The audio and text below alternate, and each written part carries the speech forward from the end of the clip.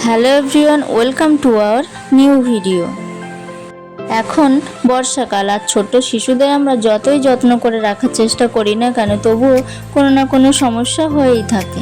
আমার মেয়েকে কিছুদিন আগে ভ্যাকসিন দেওয়া হয়েছিল, কিন্তু তখন কোনো সমস্যাই হয়নি, কোনো অসুবিধা হয়নি, দেখে মনেই হয়নি তাকে ভ্যাকসিন দেওয়া হয়েছে, কোনো কষ্ট বা কোনো কিছুই হয়নি। কিন্তু তার কিছুদিন পরেই হলো জ্বর হওয়াতে আমার মেয়ে একদমই দুর্বল হয়ে পড়েছে। বাড়িতে কিছু ওষুধ তো ছিল, কিন্তু তবুও ডক্টর দেখিয়ে নিয়েছি।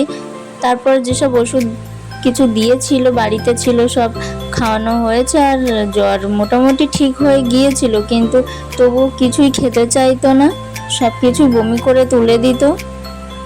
ওষুধ খাওয়ানোর চেষ্টা করছি, সেটাও বমি করে তুলে দিচ্ছে।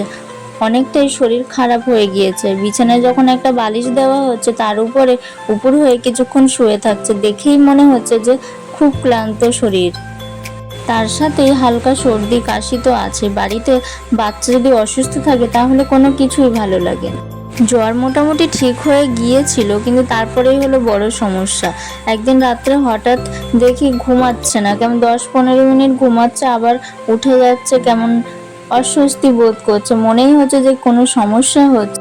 মেয়েকে দেখে তো খুব ভয়ও লাগছিল যে কি সমস্যা হতে পারে, কেন এমন করছে, কাউকে তো ঘুমাতে দিচ্ছে না, আর এমনভাবে দেখেও কেমন লাগছে যে কি হচ্ছে বুঝতে পারছি না। তারপর একটু ব্রেস্ট ফিড করে ঘুমিয়ে পড়লো। সকালবেলা তাড়াতাড়ি ঘুম থেকে উঠে গিয়েছিল, তখন দেখলাম যে মুখে, পিঠে, পেটে সব কেমন ঘামাচির মতো বার হয়েছে। তারপরে দেখে মনে হচ্ছিল যে হাম বেরিয়েছে, কিন্তু তারপরে মনে হলো এটা হাম নয়, ওষুধ খাওয়ানোর জন্যই এরকম র্যাশ বেরিয়েছে। প্রথমে তো দেখে মনে হচ্ছিল যে হাম বেরিয়েছে, কিন্তু কিছুদিন আগেই তো হামের টিকা দেওয়া হয়েছে, আর তাছাড়া এই সময়ে তো হাম হয় না শিশুদের। তারপরেই বুঝলাম যে র্যাশ বেরিয়েছে।